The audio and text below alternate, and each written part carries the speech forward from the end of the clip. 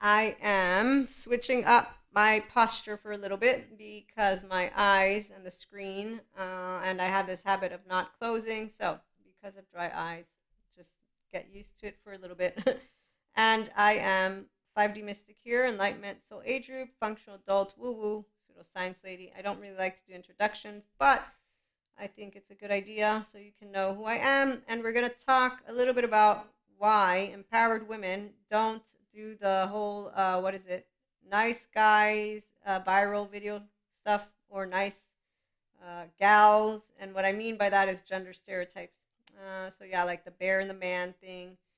And we're going to also use storytelling.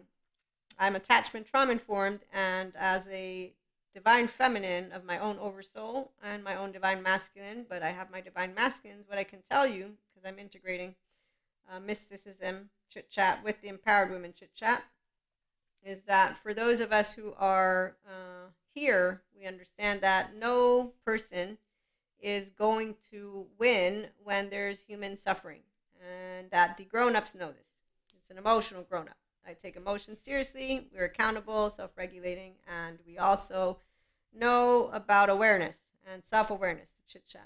Okay, so when I think of people, I know that there's a lot of men and women. I don't know days personally, but I know a lot of people. They have no emotional maturity. So they don't know how to look in each other's eyes and walk together a path, which is why it's not about whether it's a monoamory couple or polyamory. If you don't know how to speak to me while looking in my eyes and I'm looking in your eyes, you don't have what it takes to walk a walk and talk a talk. And that's why when I see love notes like this one, love isn't about looking at one another. It's about looking in the same direction. Humanly speaking, my direction is thank you, Jesus, unconditional love. Thank you, Sadhguru. It's pure consciousness, which is Purusha, unconditional love. Pure energy, Prakriti. It's my whole 3-year-old heart. You can get there too. And that's for those who seriously either reparent themselves and heal their trauma. So they heal everything. And they do so by being with healthy self-worth people, because the regulated nervous system here will always respect you, accept you, and look at you in your eyes and tell you the truth. We also, though, will not succumb to your manipulative, desperate mannerisms. So when you meet those who are love dependents that have shame or grandiosity, you know how to handle it. And the one thing that you master as you get to become more empowered as a woman is the usage of this functional adult love language. So I still find myself being put into positions that are new challenges in a good way. As a divine feminine, I will always nurture.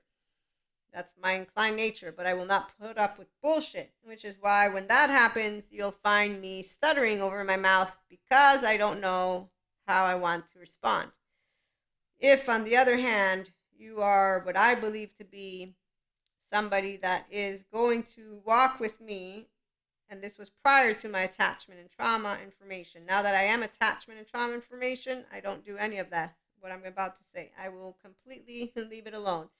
So prior to me knowing how a person who has dysregulated nervous system will feel that my nervous system is a threat, well, let's just put it this way. Now I understand a lot of things, and it's sad because you'll feel a dysregulated nervous system as home. So a person who will treat you like a piece of shit, like home, versus a person who will treat you like a person. I'll be the evil bitch, and the people who are dependent and have low self-esteem, indirect communication mannerisms, they are passive aggressive, they block, unfriend, they basically come in and out of your life. They do whatever it is, and they twist things. You're going to think of, and no, not think, excuse me, you're going to feel as home. And here's the deal, that's sad. So a person who's a divine feminine, and that's because my body and I did not have, thank you, mother and twin, I got to grow up as a spirituality being because I have meaning in life with connection beyond the solo self. I'm automatically beyond a solo self. In fact, here's a side note, funny story, because sometimes people ask if my twin and I have like the, what is it called, when when you can read each other's minds, which as a mystic, there's more than just my twin. It's a relational field. It's really funny when it happens too. And so it's happened with twin flames. Oh yeah, no, those are really fabulous. Man, when I found out about some of the things, I was like, wow, that's a fun one. But also soulmates, and then also just members of my oversoul. So yeah, telepathy is a thing, but we don't go around doing what 4D does. So, anyways, I picked up on something just a couple days ago with my twin, and it's funny because we don't pinpoint any of these things. We haven't ever been those twins. Oh, we can do all this stuff together. We're very independent. She does her life, I do my life, and we just know that there's that bond. But so with my younger sister, it's not more with my twin. My younger sister and I have our bond, and my mother, right? So the fathers are not here. They are in the plane of elsewhere, and that's where sometimes I've had the opportunity to engage in the plane with one of them. It was a very interesting one, actually. But, anyways, side note. So, back to the story that I was trying to get to, and to the example how an empowered woman, we don't do gender stereotypes. And so, I know, though, when I see people who are love dependent, love avoidant, and those who are emotionally mature, an emotionally mature person will walk a walk with me, talk a talk, and they won't be coming in and out, and they will not be locking up anything. Okay. And I know, thanks to attachment and trauma information, though, that my nervous system will be something that they will feel threatened by unless they're open to themselves. So it's not about, oh my gosh, I did something wrong. But when I found out, I was very sad because I did something, because I'm a person who's a go-getter, if you will. If I know what I want, I know what I want. That's it. I'm not going to stop. And so anybody who meets me, they know this. It's something that you pick up. And that's because why would I stop? If I know what I want, why am I not going to go? And what I'm talking about right now. So here's where moving beyond the one, the concept of the one, as it was happening, I humored myself throughout it all, because I know exactly who I am. And that's because when you are your whole self, you don't have questions. My name's Maria. I'm not living a movie. I'm just in my prefrontal cortex all the time. Well, all the time. Yeah, even with my panic attacks, I'm actually able to maintain this level of groundedness. It was uncomfortable when it first started, completely not fun at all. I knew my body, my light body was expanding. So, anyways, I could also bring in the freeze response if I wanted to. But back to the stories about, yes, so people who are not welcoming of my nervous system will feel threatened and will come up with a lot of words: evil bitch, evil witch, whatever it is, depends, right? And they don't usually tell you things in your face, by the way. So when people have envy, jealousy, spite, revenge, when people are not in the healthy self-worth, I'm trying to get comfortable so I can look but also look outward. Okay, so yeah, when people they don't create a relationship with their emotional stuff, and they avoid it and they suppress it, and we can pick up stuff. All of us can, though, because we're an embodied brain. Difference is a divine feminine isn't going to make it personal, because it's not. I learned as a teenager how not to make it personal. So all of those teenagers, they taught me how to continue choosing kindness, because that's when I chose. And I knew already it's not going to be seen as kindness, because I'm not kind or nice. I'm just being decent. I've chosen how I want to be as a human. I'm going to treat you the way I want to be treated, the way I would have wanted to be treated. If you don't know how to treat me, I know, thank you, Stephen Porges, you're going to justify your maladaptive child rude behavior because it's a biologically rude and you don't know enough about attachment or trauma. So long story short, I was very sad when I found out that my way can actually trigger shit from people. And it's like, wow, that's really not fun. I don't want to trigger people's, insecurities, everything that tortures them from their 0 1 year old, especially when I know that some have had emotional neglect and abuse, physical abuse. Like, what? That's not funny. I don't think it's funny. 4D thinks that they can go around healing people with sex. They've even made a tarot card with that. I'm like, no, that sounds more like you're going to be re traumatizing each other because you're not doing any of cleaning. That's not how this works. Not to mention, it's not dirty. But trauma charges are a charge. And so clean is where I was thinking of the word when you're clearing, not cleaning, okay? But we can clear an energy sphere of things that are no longer necessary. That doesn't mean expansion happens.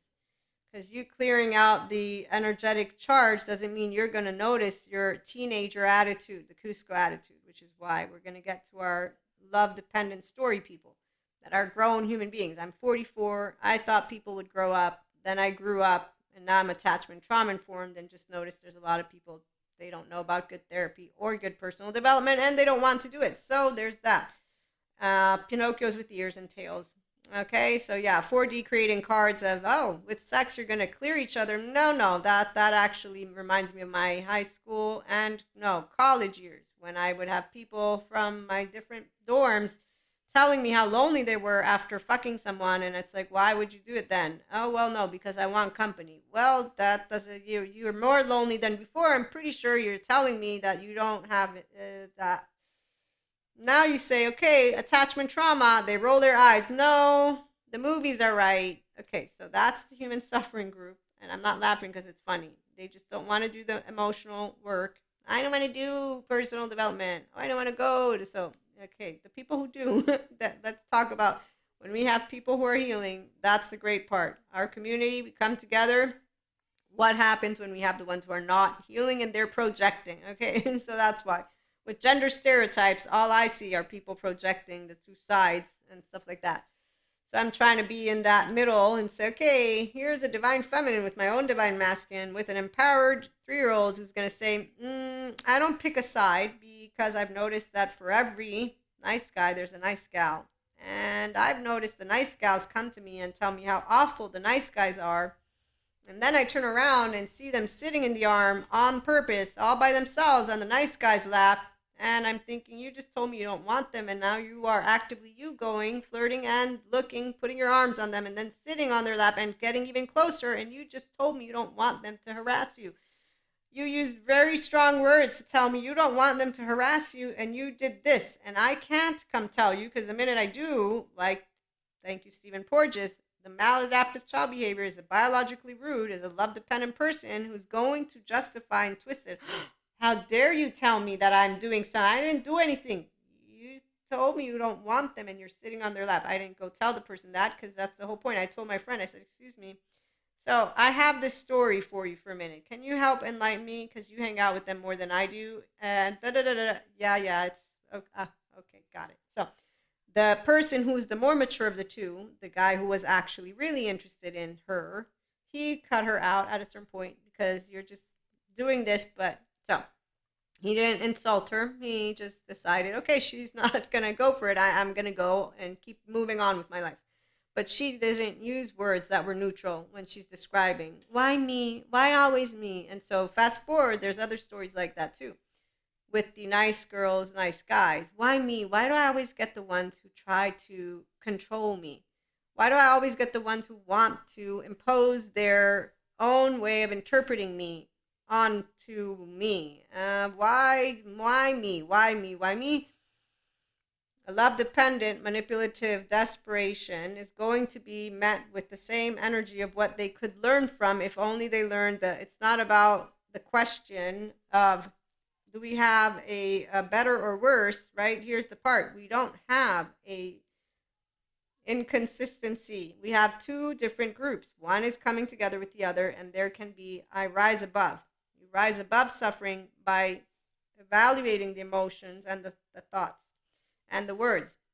If you tell me why me, this is split thinking, black and white thinking. This is a maladaptive child behavior. This is a 0-1-year-old with a 3-year-old who doesn't have a grown up in the picture who's thinking, okay, I don't want these situations.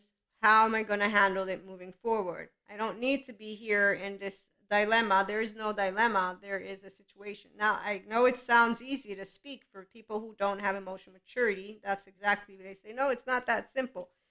It's simple when you begin to do a Dharma wheel. And so your thoughts, your emotions, shut it down, become your own Jacob, objectively thinking, and therefore you can have self and other, which is where Abraham and Isaac, this is from a rabbi who gave these 3 personalities. You can have all 3 as a prefrontal cortex. So being yourself, an empowered woman, when I get love desperate people, dependent, man, woman might they be, I will not be nice. They will know of me as firm, unflappable, stubborn, and they will think of it as walls, insensitivity, coldness, you name it. You name the list of words. That's why evil bitch, evil witch, all of it. Just bring it on in. Totally fine with it. I will not be feeling in any way, shape, or form ashamed, guilty. I didn't do anything.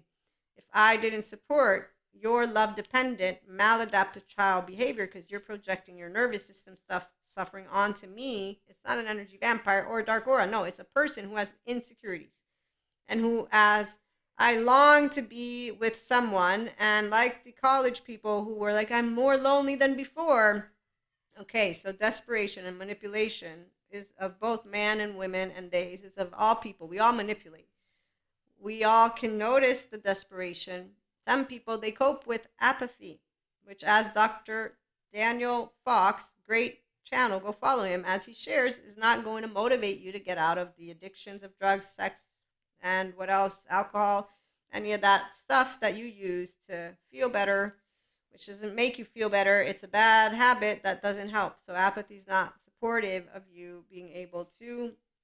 Okay, so long story short, as we close on out, what I wanted to share was, yeah, I noticed about every nice guy has a nice gal, and each could use a good therapist like Terry Real, Patrick Tiahan, and any therapist that is good with child therapy work, because the EMDR, child parts and somatics, is what's going to help them to notice the surface content and the core content. So they can notice their behavior, their patterns, and how they're feeling, and work with the embodied brain. I love to support people with personal development and self-help, but there's definitely room for therapy, especially if there's abuse, emotional neglect, things that are really important and deep. And this is what I found. The people who need it the most are the ones who don't go, and this is what the therapists I learned from say, which is why it made me sad when I found out about attachment and trauma and how a securely attached body is going to be not something comfortable for a dysregulated nervous system. So, a person who will actually feel at home in what is frightening, abusive, what is destabilizing, and they will feel that me is not home, and that me is lying, and that me is dangerous, and that me is a facade. Okay, so the facade is because of their own inner world. The 0-1-year-old remembering what they didn't get. They didn't get a hug, and they didn't get to feel safe. And so, see, if I go down this path, I'm going to start crying again, which I don't want to do, because every time I think about these inner children, nobody wins when there's people who have not met Pachas. So we want more Pachas, because the ones who are doing the emotional lifting and healing trauma, and they take themselves seriously, are out there. And there's people like Dr. Daniel Fox who helps people like me to understand, for example, how to handle borderline personality. Well, I don't like to use the word disorder. Can't wait for them to change it. But also malignant narcissists and the ones who basically the mantles of mental health. You just see them all over the place. They are superheroes. And, the thing is, I get it. The superheroes, they're on the, we're Braveheart. What they don't realize is there's 0-1-year-olds fighting the person from their own home. And I understand this. And so I'm saying stop with the distortion, like with the distortion of genders and using labels and using words this way that the YouTube land is full of. But there's more of us that are saying, we're not labels. We're going to chit chat. Social media is for chit chat. This is subjective opinions and education at the same time. Come have fun, learn things, be a person, be decent, and do emotional lifting. I don't want to do personal development. Yeah, that's a whiner right there. You want to take it seriously when you do therapy, and then you don't want to keep doing personal development. And that doesn't make any sense in my brain. I'm thinking you want a special star, the window welcome to your emotions, like the Zen master. It's laundry. What's laundry? Your laundry. I don't have laundry in here. I got a heart in here. I got fun. When you get home to your 3-year-old, Sadhguru, he doesn't know the psych education stuff. I do. Enlightenment the human way. It's you becoming your functional adult, securely attached, differentiated self, restorative embodiment. And for my polyamory community, come on over, because it's really nice when you're a securely attached person and you know how to say you're one of a kind. There's no hierarchy, though. Stop giving me numbers and don't give me labels. So the part about our relationships, I know that not all people understand this plane. It's okay. You don't have to, but it's for my poly secure people because I know that you're out there. So some are just exploring this stuff. Others of us, we have something special. And it's not about being around each other. Polyamory is about love. Like I've told one of my friends who teases, the first time he's like, you're traumatized from your twin flames. I'm like, no. Then he's like, is it about sex? I said, no, it's about love. And that's when he said, you can't love more than one person. And that's his 1 year old. And I looked at him, I was like, aren't you a man? Aren't you supposed to be open to sharing? Oh, I forgot. It's because he said it's okay if it's only about the physical, but no, the heart, no. So I laugh because that will show me that you're even more vulnerable. And I'm not laughing in a sense that's funny. It's that if you're aware of that, you want to work with your emotional sense of safety and sense of self worth. That's why you do need to love yourself first, because it means I'm defective. No, I'm flawed and perfect, but I'm imperfectly perfect for someone, for me. And then for those who want to build those relationships where we look in each other's eyes with the prefrontal cortex. So we're curious, open, accepting, and loving. We're present with each other. We're also going to attune to each other's nervous system. We're going to resonate. So we open up about anything and everything, all those thoughts, everything. And we're trusting because we're expanding consciousness. Thank you, Daniel Siegel. He gave me the acronyms for PART and the curious, open, accepting, loving as well. All of the brain stuff. He's great. And integration of the brain is really fun. So you can get here too. When we have nice guys, nice gals, they both think they're basically, they don't think, they feel they're love dependent people. Okay, that's all I'm going to say. So I've seen enough women out there that twist it. And every time they're talking to me about some human being, man being, the one who's harassing, but I have to see you going and giving mixed signals and actually actively engaging in flirtatious and more. And the part about not noticing, it's not about, again, what you want to do. It's if you don't notice that you are consistently, and here's the other part, consistently engaging with a very specific group of people, which, by the way, the other part is the external will look and they will pick and they'll say, yeah, but that's a nice person. They're always being nice. They're always being nice. And I notice they're being nice, but I don't know about that word, because that's the part where I'm not noticing nice. I'm noticing desperate, manipulative people hanging out with each other. That's why I don't use the word nice. When people say, you're nice, no, I'm not nice. I stopped saying it because at a certain point, people will keep saying, yes, you are, yes, you are. And I'm like, decency to me isn't being nice. It's just being a person. And so we get to learn being a person means healthy self-worth, loving yourself first, and not needing some special star for being what is a decent human being. And no, there are no sides there are sides of we can treat each other with human love, narratives, and attachment and trauma information. We are not in movies. So when I see, again, people using words and not noticing things, it's very clear to me where they're justifying their behavior and where I won't waste my breath, because a pot shot will know a Cusco's bullshitting me. And as Stephen Porges says, they're going to justify, which is then what turns you into even more of a person that they're going to say, that's an evil someone, which is not about the evil thing or the bitch thing.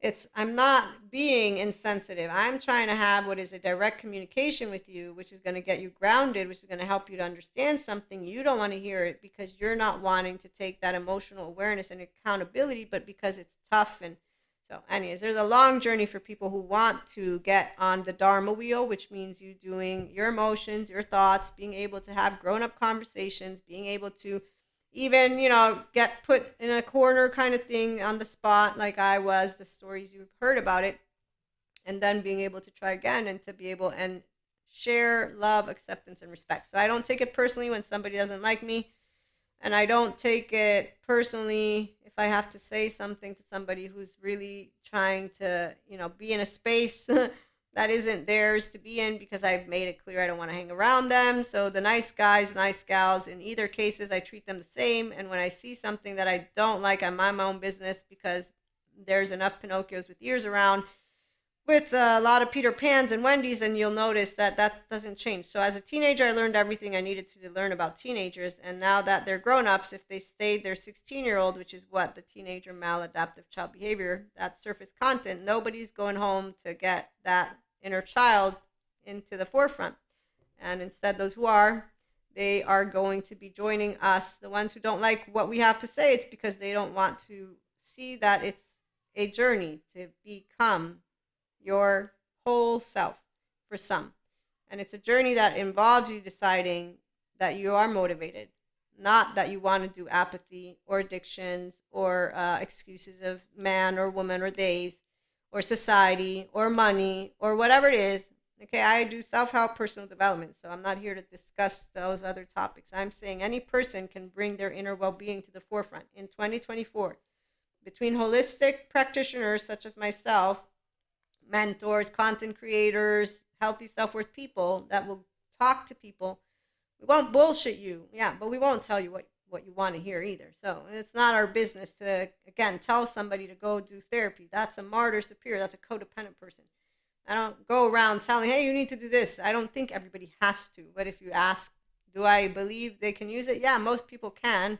They need to be good therapists, though, because otherwise they're going to get, oh, here's my pathology. You can't do this. That's not a good therapist.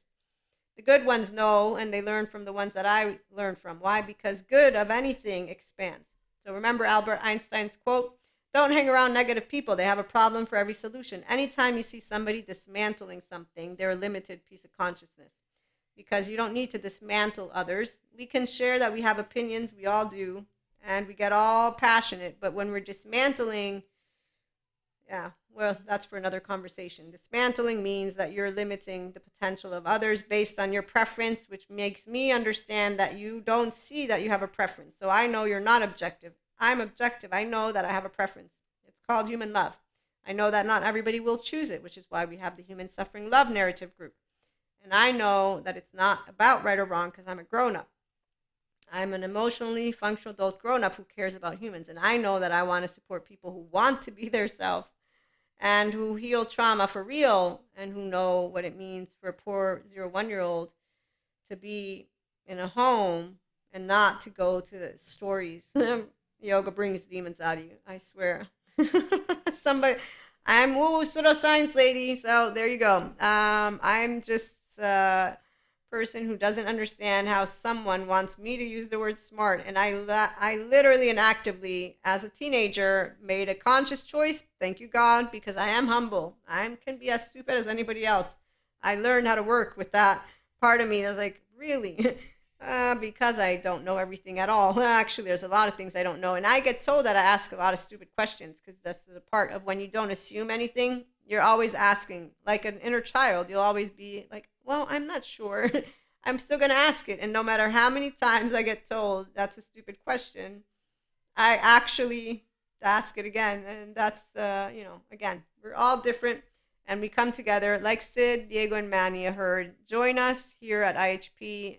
We're all about love and human love and to support those who want to get out of the human suffering love narrative. And we will tease. I will be teasing the human suffering love narrative because, between spiritual bypassers, mental health mantles, and yoga mantles, and people that are like a violent, I'm just here to welcome 5D Collective. Come on over. We get to navigate our ventral vagal nervous system. We get to grow up and have good grown up, emotionally speaking, relationships, which are really fun. Polyamory and monoamory, come on over. It's way different when you have no unfinished business, because having healthy self-worth men and women, that is a very thrilling interaction. Yes, because believe me, the love dependence, there's one reason why I will prefer a love avoidant to a love dependent. As I've found myself now at my 44 years of age, realizing the whole nice guy, nice gal thing, they're all love dependent. Okay, so the love avoidance, they close themselves off. And I know I feel bad for them, but they leave us alone. So their energy, nowhere to be found. They're gone. They won't come back to you at all. And even if they do, if they're avoidant, they're not opening up. So it's okay. You learn to recalibrate, and that's it. You learn that they're not into you in a relationship way, whatever it is. It's totally like, okay, because they leave your space. The love dependence. Oh my gosh, they are the ones that you will feel. They're attached, panicky 1-year-old, and every step of the way, it's not an energy vampire. For a divine feminine who has their own divine masculine, it's a poor inner child. So you want to tend to that in a way of saying, okay, how do I use my words? Which is why they are one of our biggest gifts. They help us to learn how to master the art of the functional adult love language. But yes, if you ask me, who do I pick? I'll go with the love avoidance every day now, because I'm an independent lover. As again, I don't need you to fill my emotional plane. I'm good. I'm having fun right now. Love dependent. Oh my gosh, leave me space, please. I cannot, like right now. I have an engagement that I need to tend to because of a human being who's part of my herd, who has actively made it very clear in a desperate, manipulative manner that they really, really, really, really miss me, and it's like, okay, I don't have time for this social event, but I'm going to be a decent human being like anybody else. And no, I'm not tolerating someone, but I am making space and room for somebody who has insecurities. Is it fun? No. For an independent person, it's not fun. It's not, I'm pressured either. It's more of life is short, 24 hours, and actually a phone call can make a difference. So I do know that some people struggle, and I will make that phone call, and I will allow myself to remember to be humble and know, for me, emotions are easy. For some, it's not. Let's help to make this lovely world with our personal development relationships a more beautiful space. So please be compassionate and kind. And if you want, join us, like, subscribe, share the video, and yeah, if you're a person of the group, you already know. You're like, yuck, stereotypes, gender stereotypes, any of that. What is this? Bullshit. It's bullshit. Because we're all people, but you're attachment and trauma informed, or somehow you got all this human information too, and therefore it's something bigger picture in a beautiful way for those of us who understand what I'm saying. Okay, so thank you for tuning in. Have a great day.